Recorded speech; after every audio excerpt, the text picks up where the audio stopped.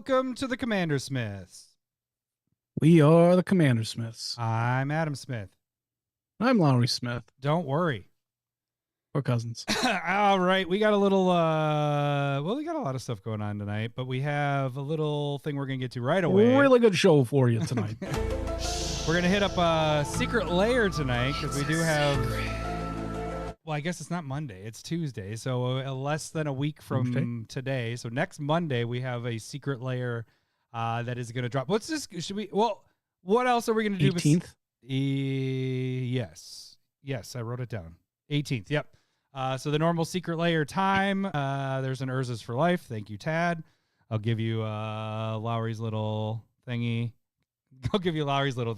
Lucky. Get the fuck out. That was a dick joke. So we do have that, but what else do we have on episode 387 tonight there, Lau? We have the finals for the tournament on basic land art, right? Yeah. That's the finals? Hang on a second. I gotta note this. Do you see the person's name underneath Tad?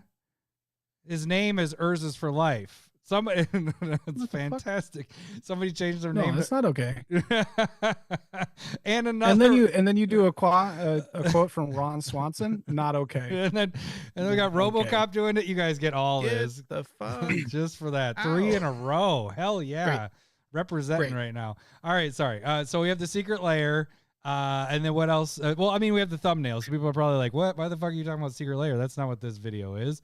What are we actually right? And then the main bit is, because this doesn't fit on a thumbnail. It's more like, what do we wish could be reprinted from the reserve list? Right. It doesn't have to be reserve list, but it's pretty much reserve list because basically, if all of these cards were printed an appropriate amount, that'd be much cheaper and played a lot more. Mm-hmm. And that's more of the idea. Yeah. So like, what should be being played more, but just isn't because it's reserve list or too expensive. Yeah.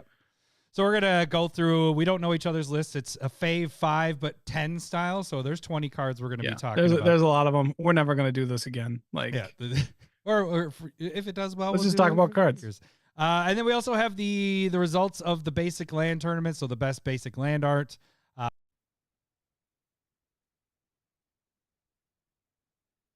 Yep. Went silent. Pop. Pippity pop. I'm back. Now you're back. It's so stupid that it does that. And I'm glad it does it like right away, but it's just like a little pop. And then I'm like, well, I know I'm not there anymore. Yeah, but you're there. Hi, Lowry. You're there? I want to make sure. Just talk. Okay, check. You're there. Okay, good. Check. So yeah, we got the tournament. So it was, wait. I'm not going to reveal it, but it is your Kamigawa Neon Dynasty, which was a number 12 overall against my number 13 overall, Theros, the Spaceland. So we'll do the results a little bit later. It's going to be a good one. But first, we're going to get to the secret layer. So let's get over to that really quick. And might as well hit this. It's a secret. Oh, and just a side note really quick. The next 2 weeks, our the live cast will be on Tuesday again. So each week will be on Tuesday. I have to fill in for volleyball people that needed whatever for playoffs, and so we're gonna be on Tuesday. Maybe I should just find Tad to replace you on Mondays. Oh, sad panda. All right, so I'm just trying to get him to switch over to hashtag Team Force Walk. All right, so we got secret layer revealed. It's another festival in a box. This time it's for Atlanta. We don't have the pricing of what it is, but we can guess like we did the last time. I believe this is going to be $200 because it doesn't have any of the collector boosters in it, like the one that was $250 did. So the last two have been $200. Like I said, it's going to drop on Monday. But let's reveal what's going to be all in this bad boy. We got, again, Mystery Booster 2 that's in this. So that's, again, in that, and the last two have been this. So Adam is better. That's talking about volleyball. All right. Okay. So, Lowry, why don't you run us down? Well, what cards do we have in here? So we'll start with there's a few. Yeah. So some of the cards that they're giving away, actually, all these arts are new, and they have the cards playing. Yeah, it's so cool. Magic. I actually like which it. Is, I don't know if it's cool, but it is like something they did. It's something. I'm glad you like cards, and you said it was an unfeel. Yeah, it feels. I am. It's not for you. Whatever. It's not for you. It's not for me. That's fine. So the first one is Pack Rat. He's opening a pack. I actually do like that one. Okay. That makes a ton of sense. Yeah. I love that crossover. Yeah. And then you have Shared Summoning, which is where you go get 2 creatures at instant speed, put it in your hand. Are these foil or not? Or? Foil. Yep. The only thing that's going to be non-foil is the playtest card. So we'll get to that in a second. So these are all. Cares about that one. Yeah. We don't even have to say it. Sorry, I know. This is how this one's weird. You got to move it over. And then you have Sliver Legion, which is the one that gives +1/+1 for each other sliver you have on the battlefield. So they all get a huge buff. And he's like it looks like he's teaching. He feels like a gym teacher because it looks like it's around like a whistle around his chest, but it's also a chalkboard in the background with magic. Well, I was thinking, I thought that was like a press pass, like at a magic event type of thing. But is it just another pack? Well, no, I think it's like a teacher thing. I think that's the right assessment there. Then you have Sylvan Offering, which is the I don't know, given tokens. You choose one opponent, they get tree folk, and yeah. Okay, so we're gonna talk about these 4 first before we get to the next one because they're kind of separated. Like that's how they do these. Is they, even though it's just all at once, they actually have them separated into 2 different things when you get them.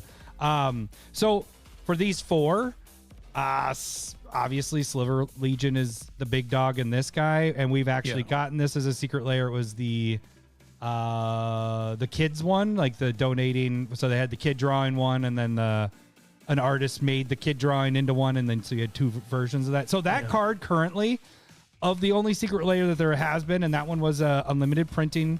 They printed to demand, and that one's going for $69 right now. I don't know if this one does better. I think the art is better in this. Oh yeah, you caught that. The art is better with this, so I think this could get up there in price. I guess what I should say with pricing when I talk about all this, I got to remind people with everything whenever we talk about secret layers. When I talk about the pricing and all that, it's 10 to 16 months it takes to mature. Typically, when people get these in hand, it's going to drop really low. It also depends on how fast they sell out. But just remember, if you miss out on this and you want the singles, or you don't want to spend the money to buy the box and all that, you're going to be able to get the singles for pretty cheap. I bet you the Sliver Legion, the most expensive out of the bunch, will probably drop down to $30-$40, by itself. So that's where I would assume it would probably drop to. But I think eventually it's going to come back up there. So the others, Pack Rat, we've seen a secret layer printing of that one. That one's currently at 15, so Pack Rat might be there. This one's kind of like you said, this one is pretty funny with him opening a pack. The other 2 are 5 to 10 at the most, so they really aren't at that much there. So yeah, not much. Let's talk about the other 4 cards here. And you have a Future Sight bordered Lightning Bolt, which looks cool. I'll give them that. And then you have a old bordered foil Scourge of Valkus. Is the Lightning Bolt foil as well? Or Yep. All these are foil. Yep. All these are foil. All right. The Future Sight borders at foil have been expensive. Yeah. But but the old bordered foil Scourge of Valkus is cool. Future Sight border of the Dragon is dope. That looks gorgeous. And then Spaghetti Junction. I like this one. Test card. I was looking at the other playtest card from the last festival in a box. And it was a town. So it was a town before there were it was a town land. So like it was like they were getting you ready for Final Fantasy that was coming, because then like 2 months later Final Fantasy came with the town stuff. And it's very similar. Sneaky. The only difference with that, the reason why it was funny, is like the food token it made when you tapped it was like a cheeseburger or something just a weird food. It wasn't just like make a food token. It was like make a cheeseburger. It's a food token. Blah blah blah blah blah. Cheeseburger, Whopper. When they do these playtest cards, they do try to fit them in. It feels like I've said that before. They're not going to be worth anything, obviously, but just this one seems pretty interesting. Anyways, the cards in this, Scourge of the Valkus is actually worth a little bit. That's a good card for Dragon decks, but obviously the Dragon we've had. The Dragon in one of the very early secret layers, and then we've actually gotten printings with what was it, Commander Masters? Is that what that was? Commander Masters. Yeah, Commander Masters. That sucker's a $60 card plus. Like the secret layer one's 85, so I'm not putting it at that. I'm putting it at about 60. Lightning Bolt's probably gonna be around 15, I'd guess. I wish they used the old art of Lightning Bolt and used this future sight. You know, that would have been pretty sweet to have that. But yeah, that'd been tasty. Yeah, but with all these, like between the two secret layers, even though they're kind of one, there's two $60 plus cards in there, potentially over $60 cards with Dragon and with the Sliver Legion, so that you have some big hitters with just those, and that's better than the other drops that we've gotten. So to give you kind of the money breakdown really quick, 190 about in card value. Just to compare to the last one, let me just see. We had a value in cards between, I estimated between 125 and 165. And it actually went higher than that. And if you remember, that was like the legendaries where we had Aloro and all that stuff. I ended up selling all of my stuff, including the mystery booster box. I sold my mystery booster box for $230. Now, when we did the last one, the mystery booster boxes were at $250. Right now, they're at $238. So we're $12 lower than we were 3 months ago when the last one dropped. And would we expect them to go down again as they come in? I think so. Yeah. The more supply there is, it's going to keep dropping a little bit. Kind of go, right? Yeah. So last time I predicted that it would sell between 200, the box, just the mystery booster box, not the cards. I was guessing it'd be between just the box, no cards in the box. No card. Yeah. Just the blank box, take all the packs out. No, just the mystery. Oh, I thought that's what you were being a smart ass with. Yeah, no, just that's what I was saying. Okay, yeah, that's so but then you went along with it. This is an information podcast and we're lying. You're saying packs in the box. Take right? all Just the packs out, sell the box by itself. That'll sell for No, so I had that going between 2 and 250. Like I said, I sold mine for 230. They're currently at 238. I think we're a little bit lower. I think we're between that 2 and 225 now. I think that's where this will kind of go at. So all that being said, I'm giving, because this wasn't that long ago. We just did this. I sold all of my stuff that I didn't keep for myself, for my dollar to duel stuff. The box and all the cards that were in the last one for $387, and that was $200 to buy that one. That's after fees and everything like that. This one has higher value. We have a value between 390 and 415 when you add in the secret layer and everything. And just to give the idea, again, I thought it was gonna be between 325 and 365 on the last drop. So this is there's a better card selection in this compared to the one that we had for Vegas. Now, like you just said, there's a more supply out there. So that's the tricky part, is how low is the mystery booster box going to drop once these get in people's hands. I think the lowest it probably drops to is 200, because there's a lot of good stuff in this. And they don't... Mystery Booster 1 felt like it really tanked every time they kept printing it. This one seems to like drop a little, and a little, but it doesn't like completely bottom out. I don't know if it's because of what's all in it and the foiling and all that and the retro and the future sight stuff, but I think this one's better. I thought the other one was a buy, and that was one of the best profits that I've had this year was from the mystery or for festival in a box, and I think this one's no different. Like there's a lot of good stuff in it. What are you saying correct about? They haven't released a price. No, they haven't. They have not released the price, but we're guessing. That's what we had to do on the last one too. I'm guessing it's 200, because the only time they've done 250 is when they included collector booster packs with them. Everything else has Right. always been about Yeah. 200 whenever they do this. So, I would be very surprised if they go 250. If they go, well, we have 2 cards that are over $60, we're going to bump this up. If they did that, then I think I'm just a buy one and sell the mystery booster box and just keep it for my collection. Okay. If it's at 200, I'm going to do what I did before and, buy as much as I can get, as much I'm allowed to get, and sell the singles and all that stuff and keep what I want and sell the boxes. I don't like to open the boxes. You and I don't open packs as much anymore. We just want what we want, and that's pretty. I don't like sorting cards that I know I'm never going to be able to get rid of. So yeah. But okay, so I did a lot of talking there. What do you feel about this? How do you feel card selection? How do you is this enticing you to buy it? I mean, you have all these cards. Oh, good for you. Let me just hit that button. Oh, good for you. I have all these cards, but I would say that it's a good price at 200 because, like, honestly, the mystery booster boxes are probably worth about 150 in my head. Like, that's just a normal box of cards, right? Like, Hey, Fernando. roughly 150. And the mystery booster boxes aren't anything beyond that to me, in my mind. There's no new cards.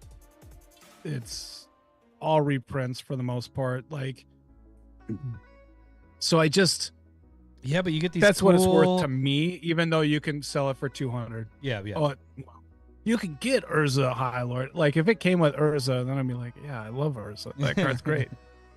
But so for me at like 200, it's doable. I still might not pull the trigger by any means. If I was drafting, for sure. Yeah. Like, if I had more than you as a friend, like it'd probably be an easy buy. Yeah. Those cards are really good. The Sliver Legion and Dragon, those are dope. I really like those treatments. For the Dragon, I don't know if I love the card playing ones, but it is what it is. Like, they're fine. I like Scourge of Valakut. Like, I like a lot of the cards that's going on.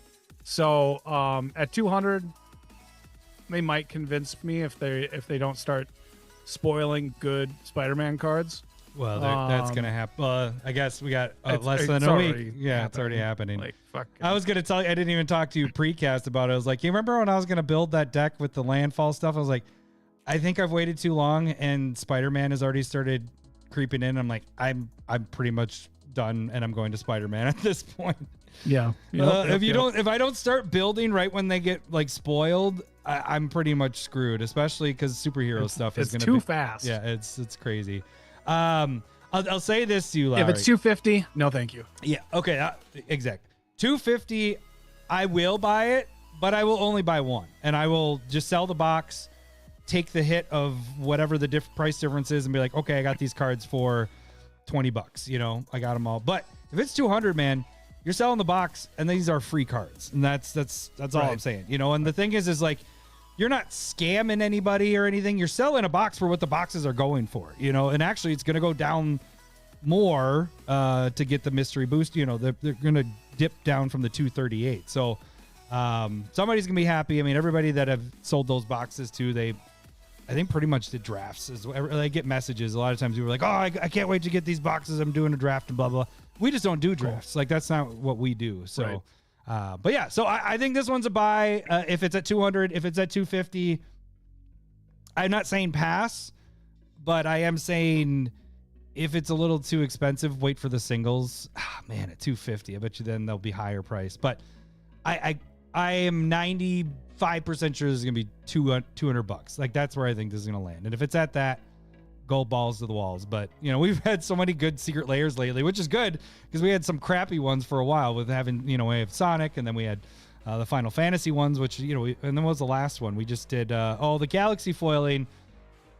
They're good, but man, the foiling is so different from what they were. But we talked about that already. So, all right. Did we talk about that last week? Maybe I didn't mention it, but I did it. The video I did on the opening. Just a really quick little recap of the. There is a video I did for opening those, and I do compare it to. So if you guys want to check that out, I opened up my Galaxy foil stuff from the one with the Crucible Worlds and stuff. The Galaxy foiling is it's non-existent. Some of the cards you can't even see it unless you get it in a weird, like, crazy light. Like, I'd be shining a light on it and I can't get a damn planet to pop Crazy. up. But Crazy. the one because the other Galaxy foils just pop. It's insane. Like, yeah. And so I take it, I compare, one to the other. I'm like, look how much more you can see the Galaxy foiling in that. So it's a little disappointing because it's like, what? You just did you paid a premium for it. Right. You paid extra. And it doesn't show. Yeah. So that sucks. But the cards are good. The art is good. The foiling's fine. And I will say this with the Galaxy foiling, it keeps them straight. They aren't curved.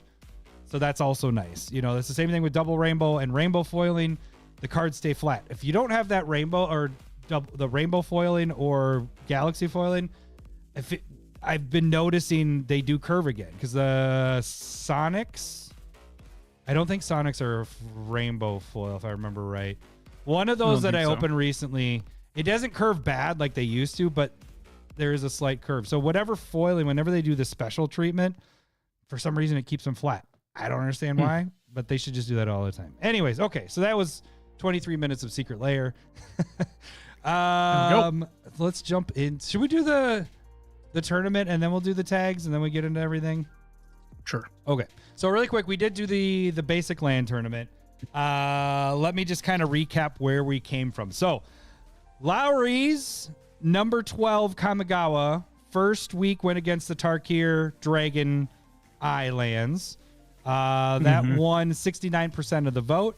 Then the second week it went against the Alpha Land, so you went against yourself there, and it won with 73% of the vote. And then it went against my stained glass lands and won with 67% of the vote to get to the finals. On the other side, my Theros lands was number 13 overall. Took out the Guru lands with 72% of the vote. Understandable. And then it went against the Phyrexian lands, and it won... The banners, not the right. Royal Select. Yep. Right. Won 65% of the votes there. Then it went against my unstable lands, and it won 51% of the votes, except for the 2 days later, unstable won, but whatever. It won when I said the time frame was done, so it moved on to the finals with 51% of the vote. All right, so we have Theros Space Lands going against Kamigawa, Neon Dynasty Lands. Where do you think this one went? This one's close. This one's in the 50% area, so in the low 50%. I think Kamigawa... and whoever wins this, by the way, gets first pick on next tournament. So that's always our thing. So also true. Honestly, I think Theros lands probably win. They're simpler. They're sleek. They still look really good. The foiling on both of them looks really good. But simple tends to get the votes.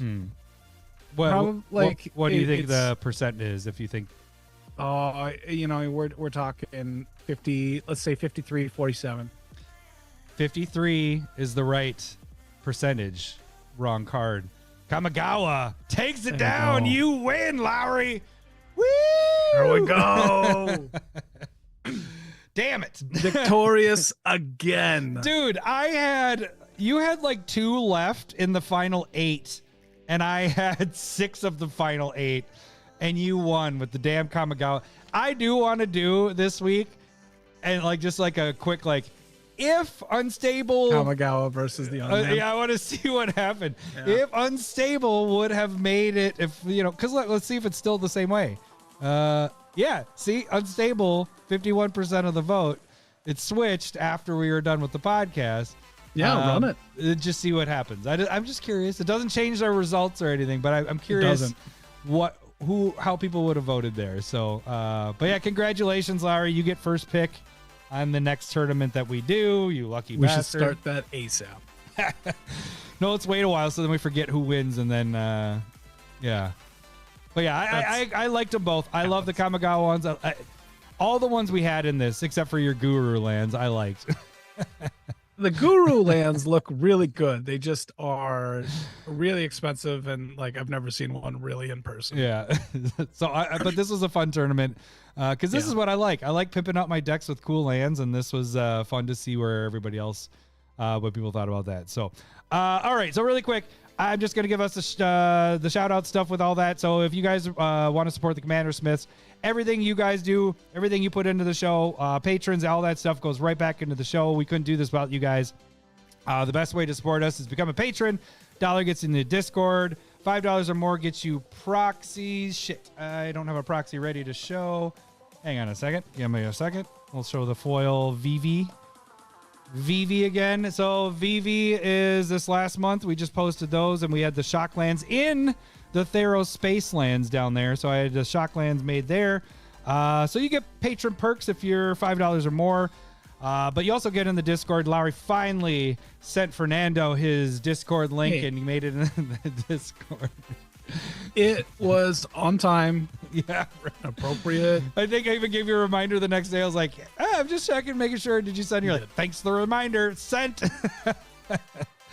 But yeah, you get in the Discord. That's our Twitter. That's our Blue Sky. That's how you interact with us. Or you can interact with us on YouTube.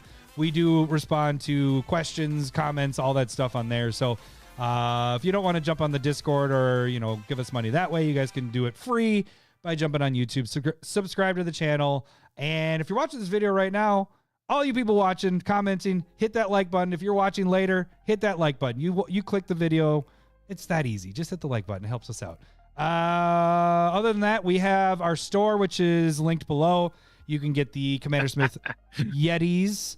Yeti mugs here. Do you have your red one there? The red Fernando had a good one there. $1 gets you into the Discord in 12 to 15 business days. Oh, I actually want to write that down as like a quote. Hang on a second. $1 in 12 to 15 business. That's fantastic. You might be getting a new slogan like how welcome or don't worry, we're cousins made it from a quote from a listener. That might be how we do things from here. Anyways, so yeah, we have our store there. It's on actually my eBay account, so it's linked below. But it'll take you right to our merch there. So we have the metal tokens and the mugs and all that stuff. So you guys can check that out. And I'll make mention really quick. We do have the raffle that's just been sitting there. I know it's summer. Everything's been slow for us for summer. Chilling. We've been on vacation. But once that raffle hits the 325 mark, we have that non-fake, like I talked about last week, my brother's stuff, but a Scrubland, revised Scrubland right there. So we will spin that raffle. Every $1 that you put into that puts your name in for one. So if you put in $5, your name is in there 5 times, and somebody will win this. And then when we hit that, we will take a Malort shot as well. So Malort will be involved. All right. That is the way you guys can support us and all that. But if you need to contact us, jump on the Discord and message us directly. Or you can email us at commandersmiths@gmail.com. All right. Let's move on to the main topic for tonight. So we are going to, what are we talking about here, Larry? We're talking about, it's going to be reserveless. Cards that would be played more if they were cheaper. If they weren't so damn expensive. So this is a Fave 5 style. Oh, what? Damn it. What? I had a good button I wanted you to get, and I totally forgot to send you it.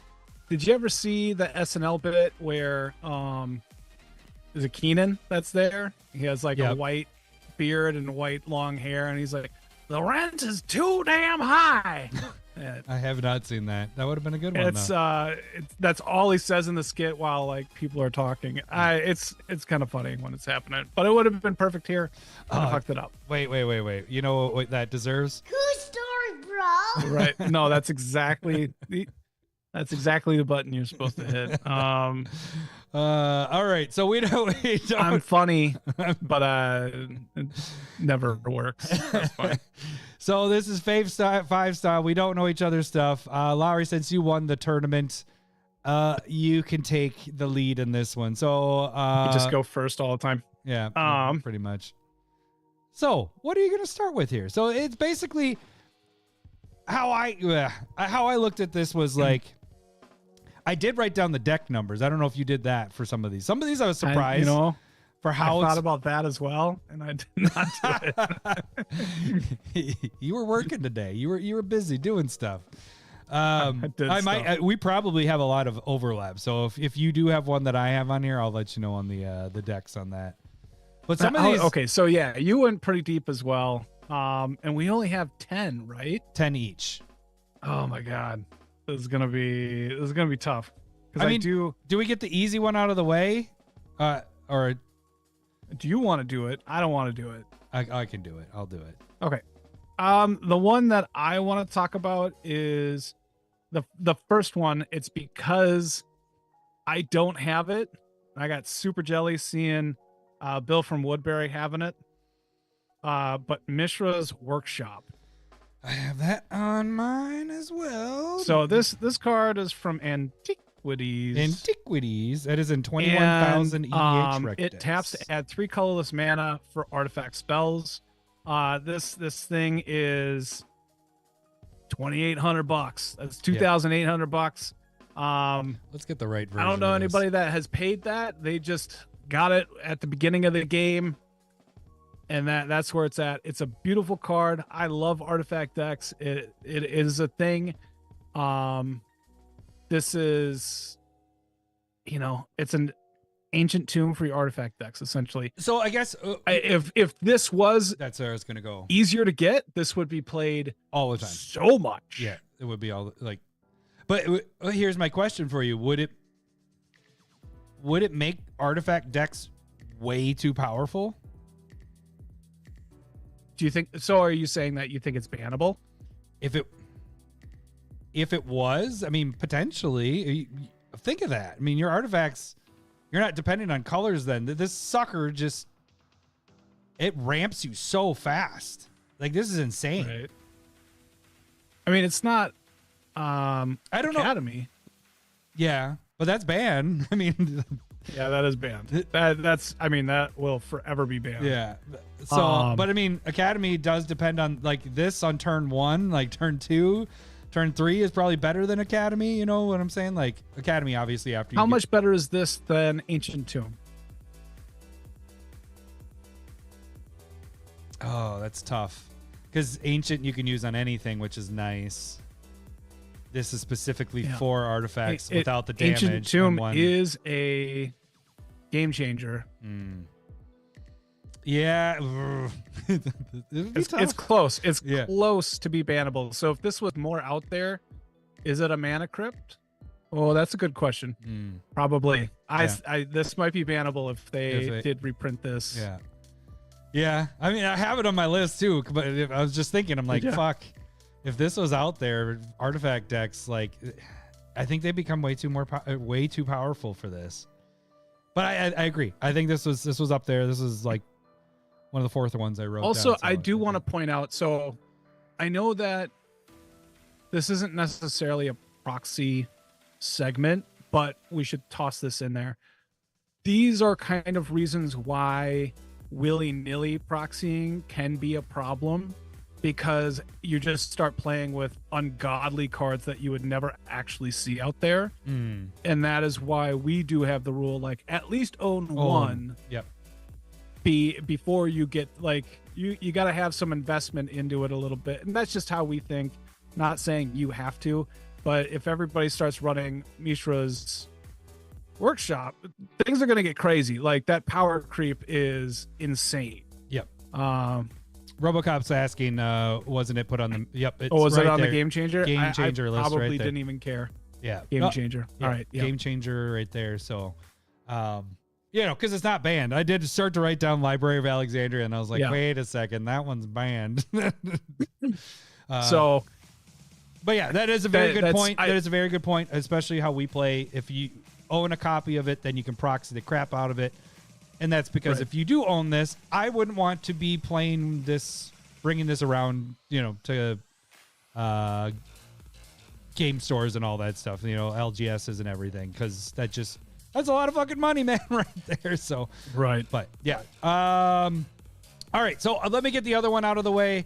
Let's just get the dual lands, because I think I always like to get underground in there, so we'll do that. Oh, underground. I didn't get rid of. That's not. Oh, I didn't get UN. There we go. I spelled it too quick. Underground. I don't like that version. Then when they do the online version, let's do revise because that's what I have. Let's Okay. do alpha. Like Joe's cards. Yeah. I can show you those. They're right over there. No, we don't even see that. They're actually like right there. I could grab it and show you why it's. You just keep them next to your desk. No, I gotta list his cards too. So, anyway, so the dual lands. I mean, obviously they're the best that are out there for fetching and all that. The best that are out there for fetching, for fetchable lands. Second best lands out there. Yes. I did not say the best lands. I said they're the best dual lands out there for being able to get fetchable. And I think duels are better, but we've already had that debate. Special lands are better.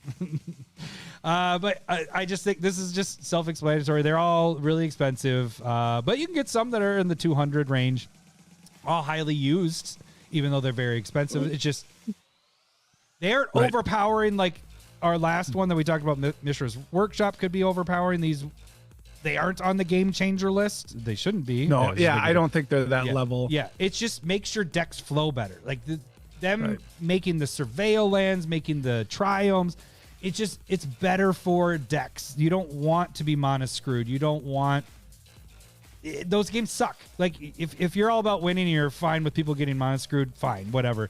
I'd rather have everybody not have a problem getting land and them come into play untapped and be able to do things and just have a fun game. And so the dual lands, I think, for me, would be one of the number one things I would like.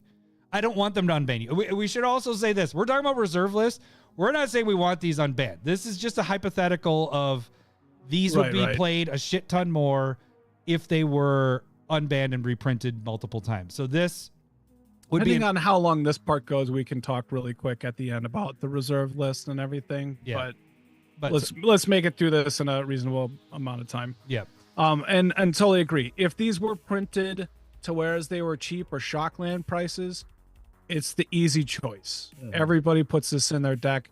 They're not going like, I don't like playing lands that hurt me, like shocklands, and like it's just simple, easy. They're so good. Yeah. And they're iconic. Really good point, Robocop. Yeah. I wish more people could play with them as well.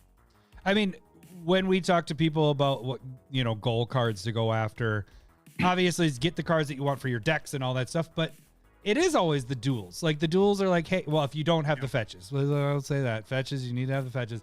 But the duels is like, it's a long-term goal. It's like, all right, pick off one. And so I know like Renshai's like, oh, I'm 1 away or 2 away. And like Tad's 1 or 2 away. And so it's a nice goal to get to, because once you have them all and then you start proxying them, oh man, I can't tell you. I don't typically have problems with mana in my deck, like being the wrong color. Of course, it does happen from time to time, but getting mana screwed doesn't happen very often. And that's, because I have the fetches. Good for me. Oh, good. We have the fetches, you. but or not fetches, the dual land. So here's the other thing. I think I just kind of said something and I was like, oh, that'd be good to bring up. But again, I would not be upset to see more people having duels. I think they would make games smoother, more fun, but it doesn't necessarily mean more power. To whereas like Mishra's Workshop, I would not really like seeing more around. That would really that might answer that might answer your question on where you're saying if it was. That's a really good point. That one would probably get banned. But yeah, so duels are the one. I mean, this was the easy one. It's our thumbnail and all that. But the duels I love. It makes your deck. Yeah. You just want your decks to go smooth. You don't want your deck to get fucked up because your land situation sucks. And these help that so much more. So, all right, Larry, what are you gonna pick next? I kind of want to pick the other picture on the thumbnail, but the problem is that I want to talk about something super similar to it that Hockey keeps on bringing up. But but I just don't think that's expensive enough. No, it's only 35 bucks. That's where my problem is. I do have it on my list, but it's only 35 bucks. Yeah, that's doable. I don't want to buy a lot of them. How about you just get one and then you can make me and hockey proxies? I have one. Do you? I just You haven't have made proxies? I haven't made a proxy yet. Just make the proxy, man. I think I'm gonna go. Yeah, I've had one since With- my what's his name Nekasar deck. So I've had it for a long time. Oh, okay, good point. I'm gonna go with the one that ended friendships. Wait, let in me our see if I can crew? figure this out. Oh, okay. Hang on. Can I guess? Hang on. Ready? Yeah, you can guess. Yeah, moat. So going back, story time. It's story time. Moats. This is an enchantment. Non-flying creatures cannot attack. This sucker is sitting at 925. $700-800. Yeah. Back in the day, decade plus ago, it was like $200-300. And this is And so we were coming up with the rules for You're right. I was gonna say, proxies. this is when we started the rules. If you're going to proxy, you have to own it. And what one of the group did was he just proxied all these expensive cards, and we already had the rules. And he was like, well, and he didn't tell anybody. Right. He wasn't, and he was just kind of like being sneaky about it. And Well, it became a dropped big it- blow up Yeah, thing. It was he like, dropped it down, hey, and that's a Trombley called him out hundreds- and was like, "You own this card? You know how much this card is?" He's like, "No, I was gonna buy it after I played this deck and made sure that it worked." And he's like, "That's a $300 card. We just made these rules for proxies," and so, boom. Yeah, that things blew up. I wasn't there, was I? No, you weren't. Nope, not that one. No. Yeah. It's so. Yeah. But yeah, and really, honestly, Moat is a great card. Yes. It would go in every Super Friends deck. It's not oppressive. It's I actually I don't know if it has different errata on it. You want to go down and read that? creatures Does it without say- flying can't attack. Yeah, so it's not even attack you. They can't attack anything. Yeah. So you would put this whenever you're pillow forting. It's just better than Ghostly Prison. Yep. And all that other kind of stuff. This is one that I'm glad also is not being like just out there all the time. I'm cool with like Magus of the Moat, which is the same thing, but creature form. Creatures are just a lot easier to remove. Right. Then it. But yeah. I can see this getting real annoying real quick if there was a lot of it out there. Not bannable. Yeah. And this one's only 4,000 decks. 4,400 people have this in decks. So I've only seen it that one time, and it wasn't a real one. Yeah. And to go back on last week's topic and this week's topic, this is the other card that's a fake card that my brother gave me. So it's all the dual lands, Gaia's Cradle, and Moat is the ones that were not real. So Gotcha. That kind of tells you something right there. Yeah, I agree. Right. No, that was on my list there. So yeah. Okay, I'm gonna do one that was also pointed out in the Discord, and I've never seen this one played. It is, Okay. oh, I got to spell it right. Ugh. Oh, it's N-A. Let's see if I can spell. There we go. All right, it's the Tabernacle. What is it? The Tabernacle at Pendrell Vale. I didn't even realize the rest of that. I always just called it the Tabernacle. But Tabernacle. Yeah. so we have a lot of lands on this. Your Moat was the only one that's not a land at this point. The Tabernacle Good point. is a $2,700 card. For those listening and don't know the card, it's a land. It's a legendary land. When it comes into play, all creatures now require an upkeep cost of 1. Let me just read this will be easier. All creatures have, at the beginning of your upkeep, destroy this creature unless you pay 1 colorless. Now, the cool thing is, if you have indestructible, yours won't go away. You don't have to pay that 1. It's not sacrifice, it's destroy. So you can kind of get around that a little bit. This is $2,700. But, okay, one thing I'm curious Gross. about, it is still played. 9,600 people play this in a deck. So it's a 9,600 Liars. decks. Yeah. Now, Yeah. okay, so another one that Bill from Woodbury has, but it's Italian legends. So a lot of these legends cards have Italians printings that are significantly cheaper. So there is that, but that's an awful card. I am glad not to have that running around too much. Don't we have That's worse than Moat. but don't we have creatures that do similar things? Isn't it what's No, the, I mean, there or is it's an the- enchantment, right? Isn't it not unfulfilled desires? There's Magus of the Tabernacle. Is that what it is? Oh, it is. Yeah. And then there is an artifact version and an enchantment, energy flux for enchantments. Because and then this whittles down Kataki those for artifacts. This whittles down those the token decks. You know, they're going wide. No, and this you're like, whittles down everything.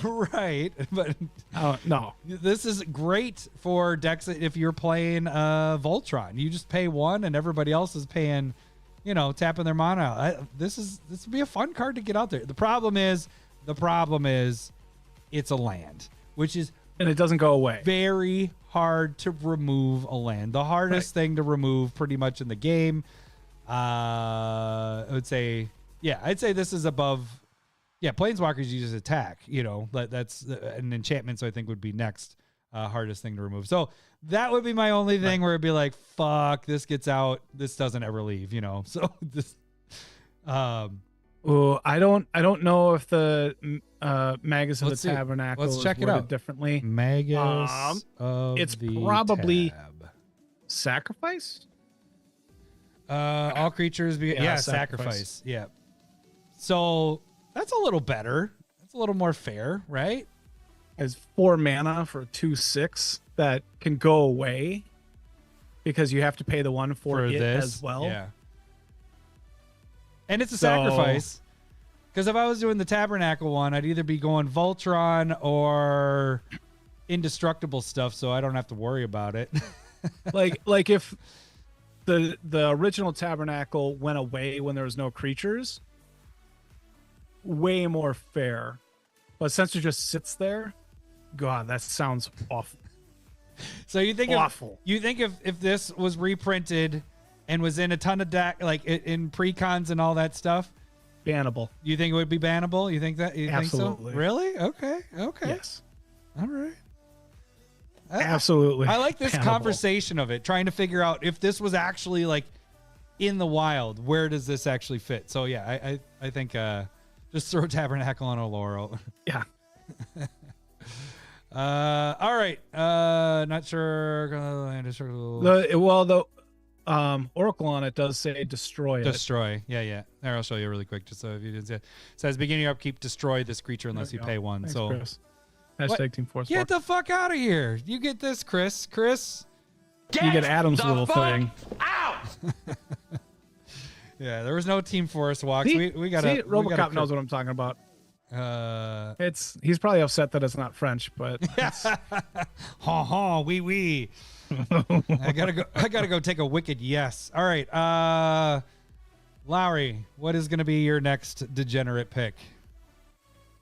I'm gonna go with Earthcraft. I have that on This mine is too. one have I mine on there. love. Yeah, it's a good one. Earth. Come on, spelling. Earthcraft. It's one word. If you're isn't it? looking to, it is so 1 in a green enchantment, tap an untapped creature you control, untap target basic land. Now, number one, I like how it kind of encourages basic lands and Yep, a for little bit sure. of diversity there, but also like you don't have to worry about summoning sickness on your creatures because this is the card that's tapping it, not necessarily the creature having the ability. Like what's the other green enchantment that you can tap creatures for any color? Cryptolith, right? Cryptolith, right? Yeah. So like I like this because of that. It is sitting at about $130. Yep, but it is. It is in 23,000 EDH rec decks, so it gets played, man. A lot of them. Yeah. I love it. I do have one of these. Is there? Okay, we have the duels, and then I have Earthcraft. Everything else I do not have that we've talked about so far. But Earthcraft is super cool. I like it in Calmax where it allows me to tap You're right. This is Calmax for mana. It's duels, and this is the only two that I have at this point too. So far. Yeah. We want to play with more cards. Yeah, That's exactly. kind of what it is. But I think this is something that would it's really good in token decks. Mm-hmm. Deck, like if you like just tap tokens that are going to make more tokens that are going to add more mana, it gets pretty wild pretty quick. So I like it. I think I'd like the only thing, this does go infinite with Scoose form, maybe not. No, you need more creatures. You need a lot more. I'm sure Intruder Alarm. Oh yeah, okay. Intruder Alarm. Scoot Swarm, not Scoot Swarm. Something to be able to bring out a creature to be able to untap. Yeah, there's shit. Well, if you did the squirrel, if you do the squirrel land, like the ones where they tap to make a creature, right? Because then the land comes in, then untap, and then you just boop, boop, boop, boop, boop, boop, boop. So then it's infinite, but they'd all be squirrels, tapped. and then you attack the next turn. Yeah, you have to wait one turn or right before your turn because it's an enchantment, not sorcery speed, all that. So, Ryan, we'll see you in a little bit. At work. Now I don't know where I want to go with this because there's some. I know you're gonna pick that one because you already kind of hinted at it.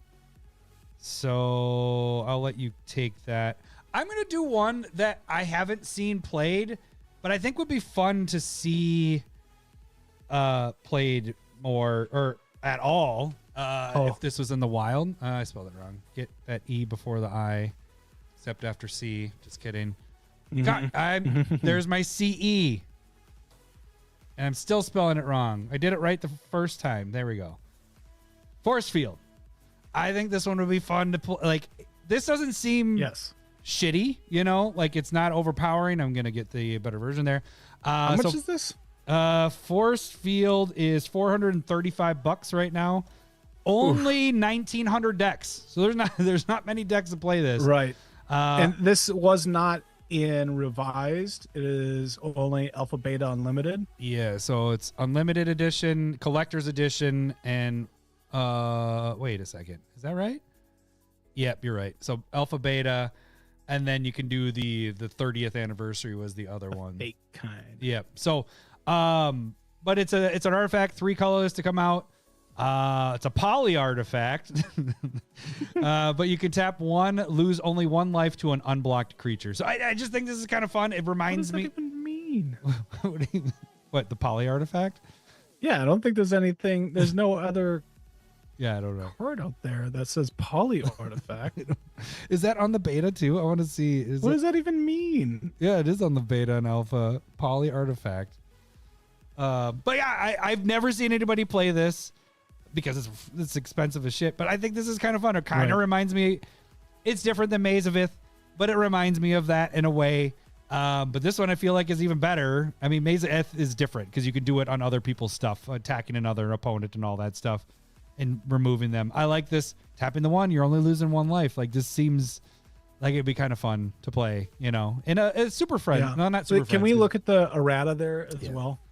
The next time an unblocked creature of your choice would deal combat damage to you this turn, prevent all but 1 of that damage. Okay, so a little bit worded differently. Yeah, then so technically the creature does deal damage, so it would hit any. So if they had any combat damage effects would happen. So if they had life link, they would gain all that life, but you'd only lose 1. No, they just gain the 1. Oh, really? Prevent. Yeah, prevent. All but 1 damage. Prevent. Yep. But yeah, I think this one would be. If they had a sword on, the sword effects would happen. I really did. I seriously looked at this one, but what was I building? I don't remember what it was. You were thinking about actually picking this bad boy up? Yeah, but I think it jumped. I think it was sitting at like 150. Oh yeah. And then I was kind of hemming and hawing with the credit from Card Kingdom, and then it went up over 200, and I was like, "Fuck, I don't." Nope. Yeah, I mean, there is a white enchantment for 1 white mana, pay 2 life, prevent damage from any source. which is much cheaper as well. And then what's that from? Because the hard part with this is like, let's say it's out there, right? I like this hypothetical way you've been doing. What decks does it go in? Like, does this get shoved in a bunch of decks? I think it goes into like, I know exactly what I do. Mill decks would fucking eat this up. Like, this would be Mill Supreme right here. Like, I would put that in. But other than that, like, where's this going? Maybe Voltron decks?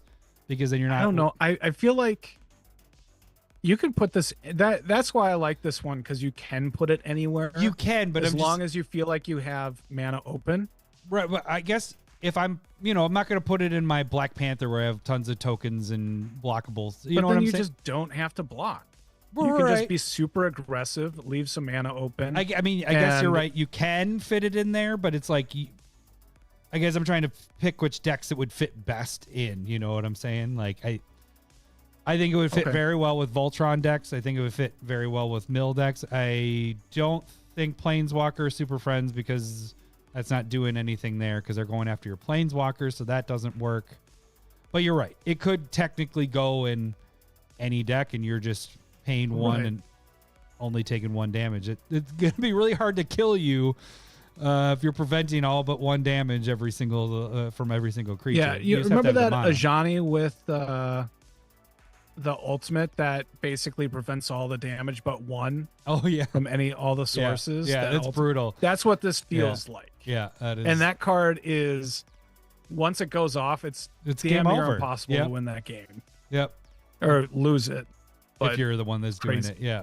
So, but yeah, so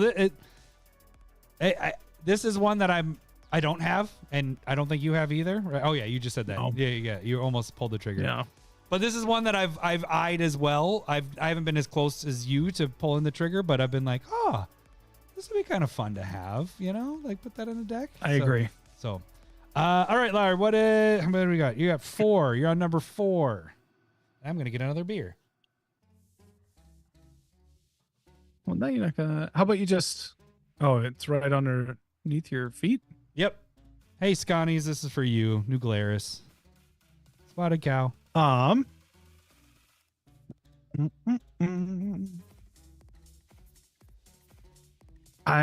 gonna go with, maybe I'm just an artifact feel, because I'm gonna go with Metal Worker. Oh yeah, okay. Dang it, I'm pouring. Hang on. There's I'm like a server that comes by and you just had your first bite and you're like, how is it? And you're like, give me a second, you bastard. No, this is on my list too. Beer. This is Metal Worker, 3 mana, 1/2. Tap, reveal any number of artifact cards in your hand. Add 2 colorless mana to your mana pool for each card revealed this way. The card's bonkers. Mm-hmm. This is an instant kill. I do have one. You also have one? Yep, because I had the modular deck is when I bought it way back. Yep. Way back. Was that 60 card decks? Not 60 card, yeah. So yeah, I got it cheap. But it's $125 right now. It is, and honestly, 24,000 EDH rec. I'm not gonna say go out and spend your hard-earned money, but if you got stuff laying around and get some credit or like trade credit and stuff like that, this is definitely one to go for if you like your artifact decks. Yeah. I mean, I've been using it a lot more lately. Now that I got like 2 rough proxies of it, but it's gonna go in my lobster deck. I had it in Lara Croft. I probably I don't think I have it in my Alayla deck just because it doesn't need it there. Like, everything's super cheap. Did you have it? Did you have it in Oscar when you had Oscar? Yes. Yeah, that makes sense. Maybe there. not. Oh, but like, it should be. Just, it's one of those cards that I try and watch out for a little bit, because this is something that people are like, fucking Metalworker again. Like, I don't want that to happen. Yeah. I'll put in decks that like need that little extra boost to be powerful, because I've been working on some really not so good decks lately. So they're fun but they're not up to par with our play group. Yeah. Which is fine. But to jump back to the Mishra's Workshop kind of that's artifact, type of deck. This one's more fair in that one, it's not a land, it's an artifact and it's a creature, so it's a lot more easy to remove. Two, you're having to show things from your hand in order to do it. Yes, you can really ramp up. Showing one card gets you two cards, four obviously go up every two. Yeah. But you're revealing stuff. You're if you want to continue doing it and play your cards every time you're playing one of those artifacts, you're getting less that you can actually use for mana. But being a land with Mishra's Workshop is a lot harder to get rid of, and this is a lot easier to kill. Like you said, it's a kill on sight when this comes out. It's very good. I like it. I haven't put it, I don't have it in the deck. I don't. Right now. If this was running around more of, I don't think it's a real problem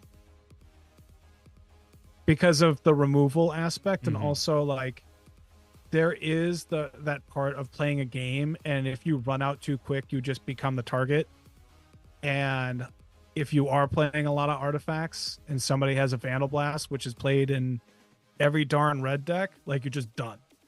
So you can just get blown out if you're too aggressive with Metalworker too often. So I think this is one that would get balanced out, in my opinion. So I'd be okay for this to be running around more. Right. What are you thinking? I'm gonna jump. Oh, shit. I'm gonna do it because I want the discussion here. Okay. One of my favorites that I've had to back off from playing lately, but I still love it. It is Keldon Warlord. I mean, Gaia's Cradle. Okay, so this is a real discussion here because this one I feel like would get. Do you think it would get banned if it was a $20 card? Yeah, that's what I'm at too. Is like if this is a $20 card, I think this is banned. But I want if it's everywhere and everywhere, like. But yeah, at the same point, I want to make this argument is part of we've had this discussion before on cast, off of cast, just in general. Part of the feel bad sometimes is that some people that like people in our play group or whatever we're playing. This is an expensive card. It's a $986 card. This is like my third most expensive card I own. Oh, good for me. Oh, good for you too. Oh, wrong one. Sorry, reflex. But this is the part of what we had to talk about with that is that you feel bad because it's like some people they're not going to put their money into a $1,000 card, and so. Is it the feel bad of the price, or is it the feel bad because it's so powerful? And a lot of it, we've talked. Yeah, I think it is both. But we've had that talk where it's like it doesn't feel as fair because some people can't afford to have that because it is a really expensive card at this time. I didn't get it for that. I got it for Keldon Warlord, so I didn't have to spend that money. I mean, technically, I got it in a pack. I think I got it in one of those boxes that were basically 3 packs at a time. Yeah, and then that's kind of funny. Wait, as a child, and I have. Oh, look at right here. Here's my Gaia's Cradle right there. Here's my Gaia's Cradle right here, right there. It's even look at if I can get my camera to focus on it. It says it at the top.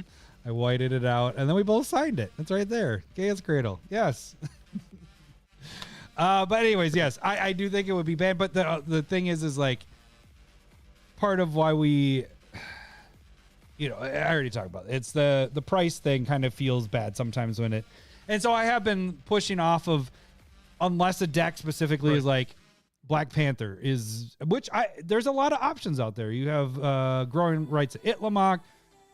I guess there isn't a lot, but there are some. The creature one, what's it? Circle, whatever druid. Yeah, something like that. Druid. All right. But yeah, so I think you're right that if this was a $20 card, I think, and it's everywhere. It's in commander decks and stuff.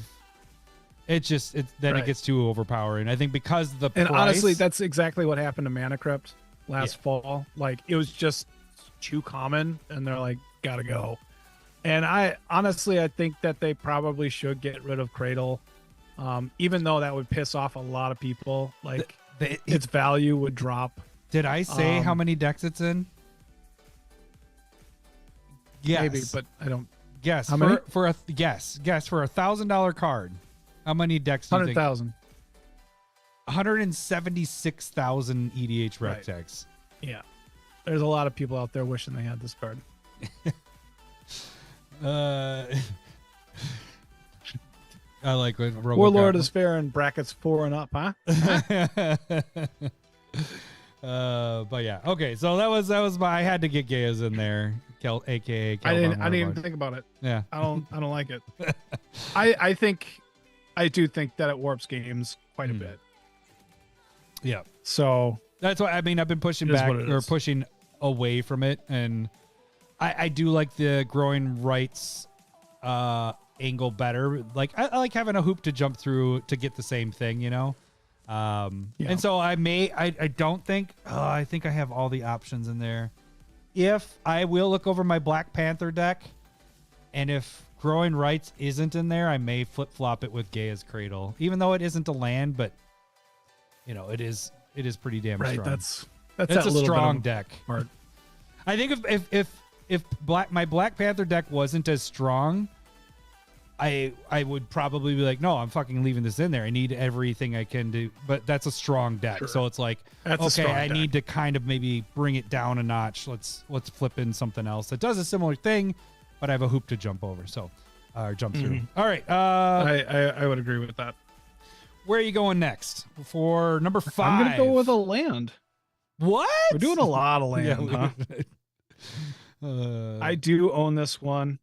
Oh, I'm gonna good go for Bull you. Wrath Stronghold. Oh, I did not. This is the first one that I don't have it on my list. All right, we both got one in Full Wraths. All right. So this is And I do have this one as well. You said you have this one? yes. Yep. Same here. So this is from Stronghold. It's a land, taps for colorless, and then you can pay 1 and a black, tap it, put target creature from your graveyard on top of your library. This is the first version of Academy Ruins, which is for artifacts, or Heliod's Heliod. Generosity. No, Heliod's. No, you're getting me. It's the Hall of Heliod. Fuck you. Hang on. I don't. That's gonna bug me. Hall. But that's for enchantments. Yeah, Heliod. Yeah. Oh, it is Generosity. Hall of all right. Heliod's Generosity. Yep. All right. So, but like, I would love this as a full colored cycle, even though it's taken them 30 years at this point to do 3 of them, with between white, blue, and black. Right. But creatures would be great. It's not super OP. This is $100 card right now. It's great in something like Taval or Sir Conrad that likes things leaving the graveyard. And weirdly, it's kind of anti-mill card like type card as well. You just like, you're out of cards, you're gonna draw, you go and put a creature on top, you draw that creature, and then you don't die.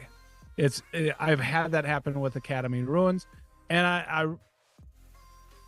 I think this would be a super simple card. It's $100. It's not worth $100. Yeah, But again, if it was reprinted, it'd be played a lot more than whatever it is now. What is it played? How many? Oh, I don't. That's the only one I didn't have on there. Yeah, that's true. Okay, I can get. Hang on a second. I can look it up and you can move on. Okay. No, I want to get that just because we're on the topic. Bull. Okay. Rat. Although I don't like EDH Rex. Okay, so it's in 41,000 EDH Rec decks. Respectable. Yeah, that's pretty good. But I think it'd be in a lot more. Yeah, I agree. I mean, recursion, just built in on your land. Like any black deck that I'm playing creatures, this would it fits in there. But I say that but I don't put. I have it, but I don't. It's only in the one deck. The reason why I bought it, I was like, I put it in. Do we have proxies of this? I haven't made this one yet. No, I would like. I know. There's a lot of fucking Magic cards. This is a lot of good cards. That's true. And it doesn't. You get a lot of them. I appreciate it. It doesn't help. I'm that a beggar. I just going, please, more proxies of cards that I play with, not you. But yeah, I guess how many black decks do I have? I mean, yeah, it's utility lands that do things like this. Recursion just built in. You just shove it in every black deck if you're playing creatures. God, I have so many land stuff here. I'll do another out of lands. I got one more land. I'll do a land right now. I'm gonna do one. Actually, I have for sale for you right now. I sold out of mine a long time ago. But it is Lake of the Dead. Let's get the right version here. Let's get our alliances. It's under $100, which is nice. I have it at $92. This is an 18,000 EDH rec deck. So when it comes into play, you sacrifice a swamp or bury it, and then it taps for 1 black mana, or you can tap it and sacrifice a swamp to add 4 black mana to your mana pool. This is great we're getting a lot more of those commander. Well, just talked about that spaceship station thing that I was thinking about building. This will be good in that because you're sacrificing lands and you get Rog monster. We keep getting more and more lands going to the graveyard type of thing. This is just great with that. And even if you're not using it, that sacrificing, I know you don't like to sacrifice, it has to fit in those styles. You're not going to just put it in a deck that, I just want to sacrifice a swamp. You don't want to sacrifice your lands. It has to go in those type of decks, but we are getting more of those. I think this one's pretty good. I do have it in. No, I don't, because I got rid of Get Rog, so I don't even have it in a deck now. I've never had it in a deck, but it seems good in that style of deck. I have not built that style of deck though. I would say Landfall. If you're doing the Crucible of Worlds type of thing, so you already have a bunch of those cards playing from your graveyard, works fantastic. Or sacrifice land type of decks, Get Rug stuff. So I just think this will be played a lot more. What did I say the amount of decks? Lake of the Dead, 18,000. So I'll just repeat it. Yeah, 18,000. 18,000 decks? Yeah, 18,000 decks. It would be played in a lot more than that, for sure. So, and if you're looking to buy one, I'll have it up for sale, and it's Lowry's. Buy my cards. Yeah. All right, we are past the halfway point. Lowry, what is your 6th pick? Yeah, we're not gonna be able to do a breakdown after this, by the way, because we're no, I don't think so. Yeah. So I'm gonna go with one that I wish that I played more, but I cannot because of our rules. And I'm going to go with Survival of the Fittest. Oh, okay. All right. I did not put that on mine. I was tempted to do that, but it was the exactly the reason why I did not put it on here. So it's 1 in a green enchantment, pay a green, discard a creature card, go search for a creature from your deck and put it in your hand. We don't like tutoring a whole ton, but sometimes just putting creatures, I like it more just to get creatures into the graveyard, not necessarily go and get a silver bullet or anything. So something like it was Strixhaven, the whatever brothers, and they were you could tap and bring a creature from your graveyard and put it into play under an opponent's. So you're getting bad creatures that are bad for them and giving it to your opponents. And having bad I really like that was that commander you built, right? You're talking about? Yeah, yep. And then also I think I had this in the Victus Asmati, the Dire. So it's putting creatures in the graveyard and then putting those back on top of my yard and then attacking with the Victus Asmati to put those into play. it's very, very powerful, and I think it, this is one of those that really give a deck a boost.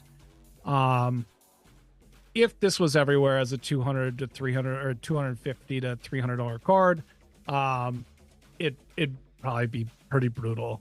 Yeah, because then just because everybody's it's sticking around, right. Everybody's going for that gets like away from what, like you said, the tutoring, what we don't like to do, and it's like, all right, you get the same Town bullies. Thank you. You get the same outcome. You're like, all right, well, I'm going to discard this Land of War Elves, and now I'm going to get blah blah blah Eldrazi, or I'm going to get this combo piece to make my deck work perfectly, and it's going to do that every single time I get this. And so that's, I think I do have this one as well. Yes, I do have this card, but it's not in a single deck because of that whole thing for how we play. It doesn't mean it definitely will make the same gameplay for a deck for sure. But I like the idea what you're saying, like filling the graveyard up. Like that's kind of a cool way of doing it. I think that'd be a interesting way to have that in decks. I like that. And it does have like the repeatable discard stuff that can happen as well. Like this could be really good again in my like Teyval deck, putting stuff into the graveyard that it can just bring back because it's a reanimation deck. But I don't have it in there because Teyval's bonkers. So it does not need a lift. It does not need help. So it's kind of this is one to be careful with, but I think I think there are some applications that can make it fun. But I guess I am happy that I'm not seeing a ton of it just because it's a tutor. Yeah. That would be brutal to be in every deck. Everybody's like, oh, green. All right. So now I'm going to discard this crappy creature and I'm going to go get the game winner. I don't think it's bannable though. No. If there was more of it. Yeah, but being a 2-drop enchantment, woof. Buzz's girlfriend. All right, I'm gonna do it because you're not hitting it, dude, and I got to do it because you're not. I'm gonna do Wheel of. Oh, and did I spell it wrong? I did. Give me that O, not that U. Come on, Wheel. We going for Wheel of Fortune. You had talked about it very early and you didn't go for it, so I'm taking it. It's what wheels are named after. It's Wheel of Fortune. 1 red, 2 colorless. All players discard their hands and draw 7 new cards. This is $330. We both have this card. Let's yes. Oh, good for you. Oh, good for you. So we have this card. It goes on a lot of my decks. I use this card a lot. It currently is in 156,000 EDH rec decks. But to give you an idea, it's not exactly the same, but Windfall is a very similar card. And that's in 402,000 EDH rec decks. So this isn't even in half of those decks. And it does a very similar thing. It's not exactly the same, but a very similar thing. And it's in red, which red, I mean, let's be honest, red needs the help more than blue needs the help to draw cards, you know? So I think this would be better fit to be in there, and it would be used a shit ton. I bet you that would be even more than 402,000. So I'm saying 156,000. I'm like, oh, this needs to be played more, blah, blah, blah. But it would be played so much more if this was a $20 card. And I don't think I'd have a problem with that. No, I wouldn't at all. I mean, Windfall, I don't get mad when people play Windfall, you know. This I would be happy to see, you know. This is a great card. It helps everybody. You know, it fucks people over too. They're like planning to do something, you screw their hand over. It's not overpowering. This is just, it's a good card. And so, yeah, I'd love to have this one. I mean, we have it, but I'd love to see this more. But I mean, that's why we get the Wheel of Misfortunes. They're kind of trying to do that more with red. Give them a little bit. How much was Wheel of Misfortune in?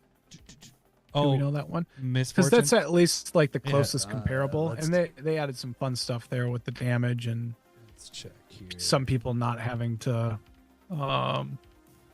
wheel. But yeah, honestly, out of everything so far on our list, it's only in 103. So Wheel of Fortune still in more, but this is a newer card too, and it's not as good.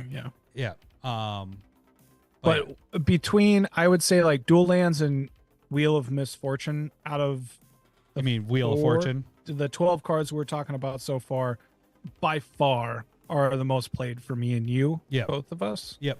Yeah, for sure.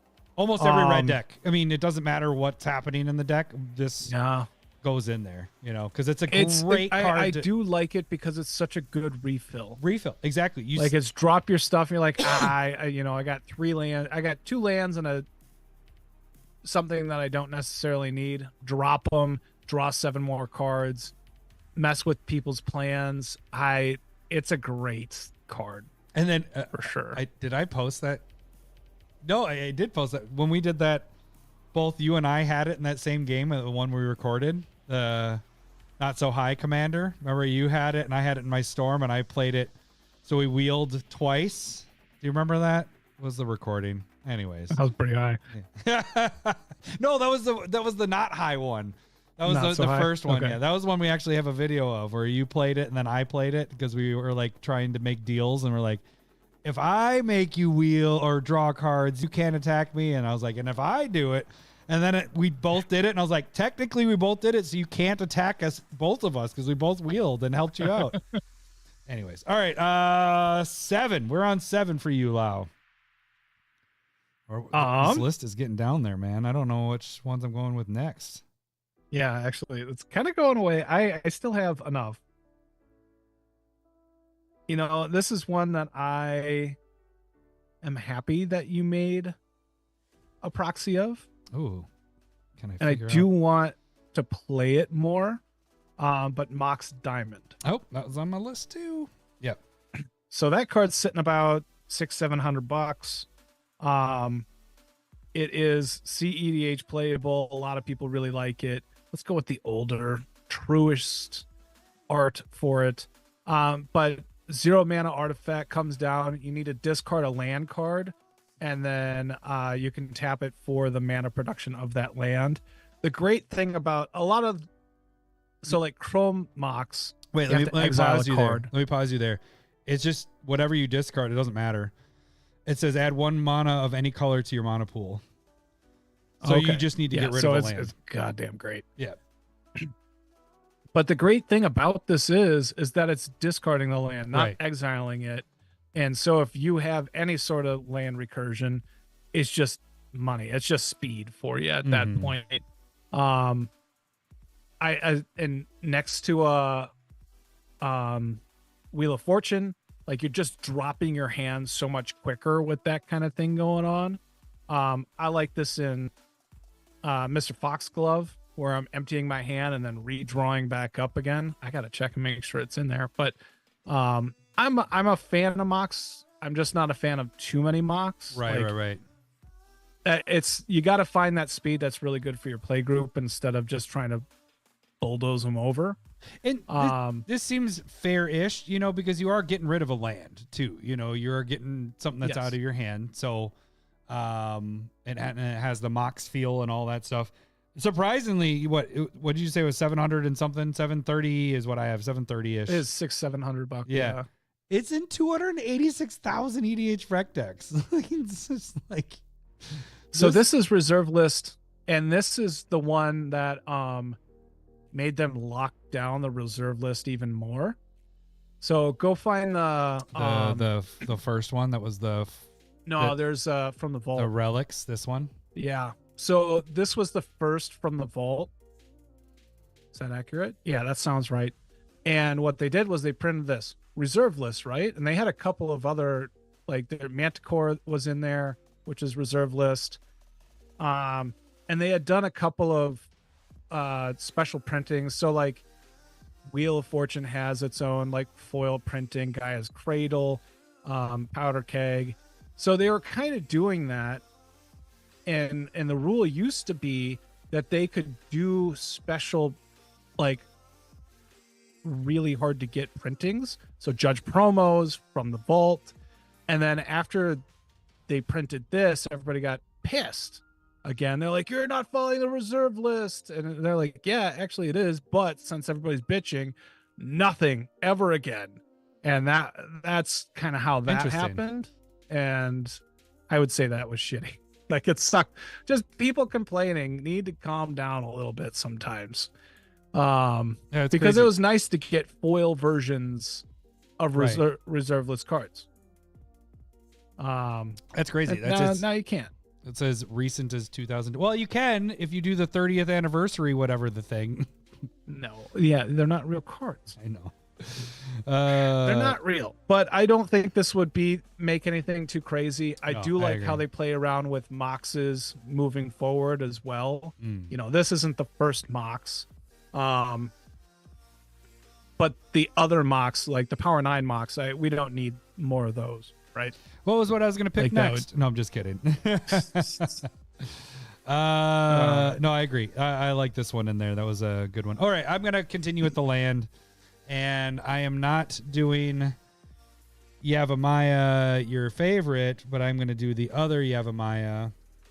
I think this one would be Hashtag Team Forest. get the fuck out. But Yavimaya, they go instantly to the online, and this one's only $75. So I bought this one too because it's nice for green, but it's a colorless mana, and then it's a utility land. Tap 1 green, regenerate target creature.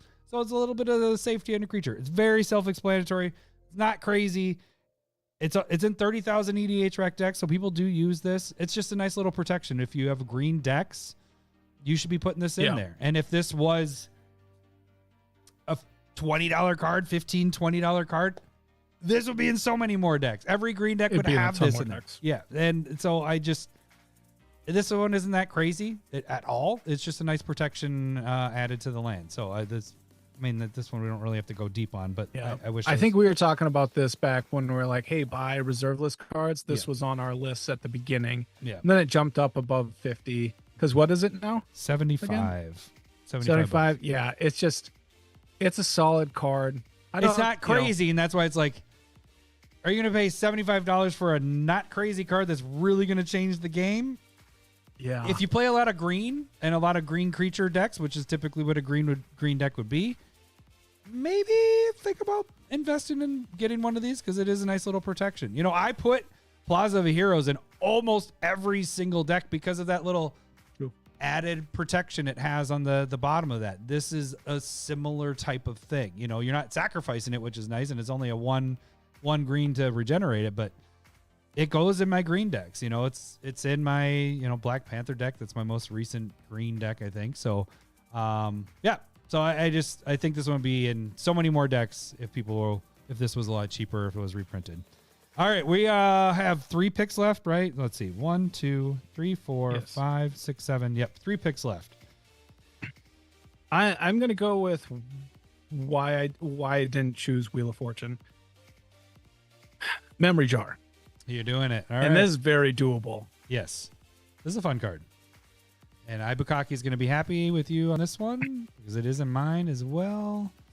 There is the Relics. There's what you were talking about there. That's the Relics one. Yeah. So this is another one of those cards that got reprinted. Look, this is $30-$40. 5-mana artifact, tap, sacrifice Memory Jar. Each player exiles all cards from his or her hand, face down, draws 7. And then you get to play it that turn. And then if you don't, you discard your hand and put your old hand back into, like, it becomes your hand again. And so basically this is perfect for you just get to see 7 more cards, play as much of it as you can. Everybody else only can play instants, and then their hand, like, it hits those discard outlets. If your opponents are drawing cards like the Black Phyrexian, what's that one? The Shieldred. Oh yeah. So they yeah. just take 14 out. It goes in your Necrostar deck, your wheel decks. Like, this is a great card. Being an artifact makes it recurable in some instances. The card is really, really cool. Yep. I need you to make proxy. Make proxy? Make proxy? I need you to make proxy? Yeah, no, this just fits in so many different decks. Like, it's just like you said, you're doing this on your turn. Everybody, to be able to interact with the cards that they get, they have to play instants. And if they can't, then for the most part, you're being able to play your stuff. Everybody else isn't. And it's a tap sack ability. So you could do it instantly on your turn, or you can wait until you have your mana open again and you utilize everything with it. So yeah, I like this card a lot. I should put it in more decks. It was just really in my Nekasar deck. Agreed. Yeah. So, yeah, I would like seeing that more. And I don't think I said it, but it's in 16,000 EDH rec decks. So I did have that on my list. Yeah, as well. it'd be in a lot more than that. Oh yeah, that'd be in the 100,000 plus. My next one, and they've done a similar card to this, but not as good as this. And I don't have this one, but Gilded Drake. Seems like a fun one. We've seen it come. We've had others that had it. Do you have Gilded Drake? You do, don't you? Yeah. So one colorless, one blue for a Drake, my son. Flying 3/3, but when it comes into play, exchange control of this with another creature one of your opponent's control, or sacrifice this. And I believe, let me just check something here. Whenever target, oh, it does say target. Damn it. The way it says it on this, it doesn't say target. Oh, it does say it right there. Never mind. I was thinking you got around the hexproof and shroud stuff. But still, this just seems like it's a fun card. Whenever I've seen this come into play, you're giving this to somebody and you're taking the best thing that's on the board. And it's just kind of a fun thing to have out there. It's a $200 card. It still is in 56,000 EDH rec deck. So it wasn't 200, obviously with all these reserve list stuff, but I wish I had picked it up when it was sub 100. Now at this point, I'm like, it's not worth. Oh, you don't have this one, huh? No, I do not have this one. Yeah. Oof. I think I got mine at like 70. Yeah. Oh, good. I don't even. I'm You not even don't know- okay. I should look at the buttons that I'm trying to hit here. Oh, good for you. for you. Yeah, there we go. We could also do Hello, that. boobies. Hello, boobies. I guess we're not doing our Stump the Smith Savant We're tonight. not. So yeah. Yeah, it's definitely one that I'm glad isn't all over the place. Oh, really? Like this CEDH, like it just be. I People thought it would don't be. like theft. That's true. That's true. Because fucking Deadpool is not fun. Talking to you, Tad. Talking to you, Tad. Fucking Deadpool. The worst. Absolutely. And so people don't like theft. And if this is like the cheapest theft thing out there, it's 2 mana is ridiculous. I am surprised that the energy one is not played more, Right. Because even though it is more limited, but it is just like 2 mana, here's a Drake and kill the biggest creature as well. Like, and if it It's still pretty luckily you good. have enough energy to keep it, then you keep it. But otherwise, you're just killing it. Yeah. right. So, like blinking this thing is kind of crazy. It can get pretty dirty. So, I am glad that there isn't more of this. Boo. No, I am too. I don't like I'm losing my a stuff. poo-pooer, I guess. All right, number 9. 2 more picks. 2 more picks. Yeah, that's a good point. We don't want more Grim Monolith, right? I had that on mine too. I was like, do I go? I'm there? looking at it. I'm just like, I don't. It's not interesting. It's not fun. Yeah. Although if you pick more of my stuff, I might have to pick. You know, and this is probably lame, but I'm gonna go copy Artifact. I have that on my list. We fucking have the same list. Yeah, we got the You've same only list. had 2 that are different than mine. And I think I've only had 1 that is different than. Yeah, but this is totally on there. Yeah. No, I don't understand. Copy Artifact is sitting around like $70. Yeah. And it's just 2 mana comes into play. Copy any artifact and on the battlefield. Simple. The big thing is that like we have, is it Mirror Maid? We have copy we have copy enchantment. We have these kind of effects, and so this isn't like super special, other than that it's kind of wider, a little bit cheaper. Like the best at what it's doing. But is it worth $50? No. And that's where I'd love it if it was a lot cheaper. Yeah. Also, we don't do a lot of copy effects because copying doesn't really fit into themes Right. unless it's like a shorted theme. Right. So, I think that the card is really cool. I do always look at it very much like Phantasmal Image, or the new one that has fuck, that disappears. It has the illusion you're talking about. That's Phantasmal Image. We'll just go with that. Like 2 mana clones are really powerful. Mm-hmm.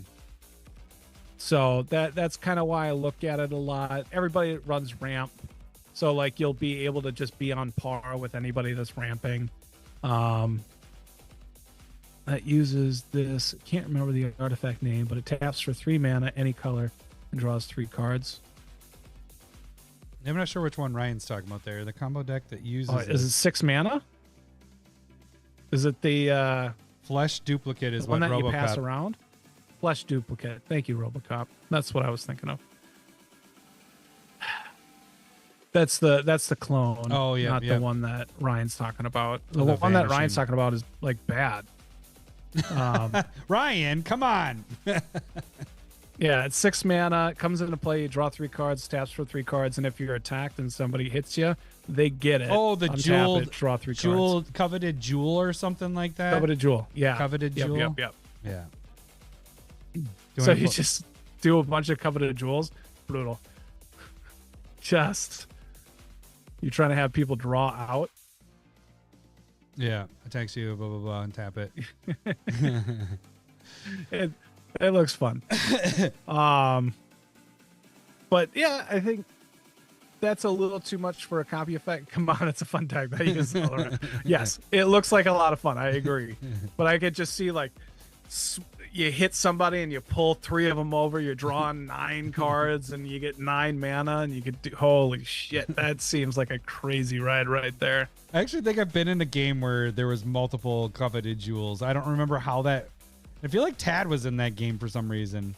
It was like his his group hug deck. I think it was. Yeah. And there were multiple copies, Okay. so it was just fucking insane. Yeah, I can see what you're saying, Ryan, a little bit. Yeah. That could be fun. Yeah. No, but I agree. Like this, I wish this one. I think they should just make it and not call it copy artifact. Just, I don't know. Make it. It's pretty simple. It Yeah. doesn't seem like it should be reserve list quality. I mean, there's some of those really bottom feeders that are like, they just grab these cards and they're like, we're just gonna stamp reserve list on them, and then why? And like they're just garbage. But yeah, no, I agree. I copy artifact. It's in 27,000 EDH rec decks. If this was not reserve list, which it's still not that. I mean, it's $70. This is 200,000 plus. You know, if you copy artifact, I think that's easy. You know, even copying a soul ring isn't that bad. You know, the worst case scenario of that. Yeah. Yeah, exactly. Like, I don't think it's ever a bad card. Mm-hmm. Yep. So I'm not gonna do Grim Monolith. Do we think this one's too powerful? Let's be a good discussion. Little discussion. Let's try it. We'll stick with the artifact theme, and we're gonna do power artifact. I don't have this one. You have this one, don't you? I do. I picked it up for. Oh, just to have good it. for you. I love reserve list talk because then we had a lot of that button stuff. So 2-drop enchant artifact. This activation the activation cost of target artifact is reduced by 2.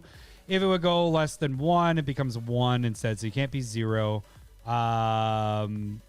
This just seems super, super powerful. It's a fucking, how expensive? Well, it's 175, 9,400 EDH rec decks. So this could be abused, right? A little bit. I mean, why do you have it in any decks currently at all? No, I mean, the main reason why this is being played is infinite mana with Grim Monolith or the other versions of it that that can potentially untap themselves. So it's just infinite mana combo. And I would be fine not seeing more of that. So that's where I was wanting to say this was interesting. If this was out there and not reserve list and was a $20 card, would it be bannable at that point? I don't think it'd be bannable, but it'd be very CEDH, No. right? Yeah, it'd be CEDH for I sure. mean, it already is CDH, but this. I think the other thing, like they could do something like this, but say if it's like, shit, I don't know. They couldn't. I was gonna say like if it didn't include mana by any means, but it's not including mana when you're untapping it. So it's like, I don't know how you could word it. Maybe once per turn, or whatever. You know, I just this one you feel like is too problematic. I mean, I don't think it'd be too problematic. Like it is blue. It forces you to have like Grim Monolith and the other one. Those are expensive cards as well. Monovault, you're thinking? So like you're just gonna see less of them anyway. It's probably not a problem as long as the other ones stay where they are, like out of range. So other than the 3-mana one. Don't pick Grim Monolith for the last one then. No, I won't. I'm kind of choosing between two, and I'll probably pick the one. All right, what are you gonna go? Let's get this last one. I'll go with Replenish. Hey, that's not on mine either. Sweet. There we go. There's 4-mana sorcery in white, and it brings back all enchantments from every graveyard into play. I did see. Return all enchantment cards from your graveyard to play. Look, this would go in every enchantment deck out there that is white, and all of them are white, and so you would go from very little decks to every enchantment deck if this was cheaper. And this is sitting at 100 something. Yep, 131. 131. Yeah. If this was cheaper, people would just be able to play it. Like,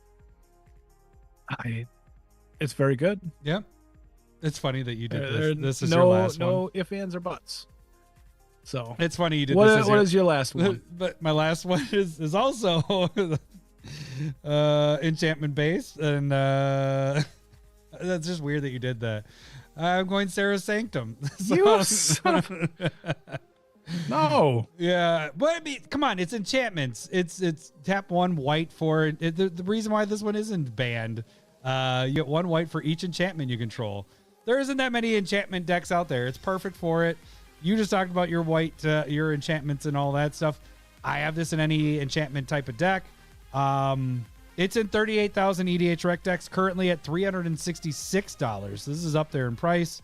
Do you think that it would be... I don't think it's too, like, enchantments aren't, like, huge. You know what I'm saying? Right. It's not played a lot. So I don't think if this was a $20 card in Commander decks and easily attainable, I don't think this one's a bannable card. I don't think this one's an abusable card. You're still dealing with enchantments and stuff. So it's not... Yes, those enchantment decks are going to be insane. Yes. But I'll tell you, like, my Tom Bombadil, yes, it does help.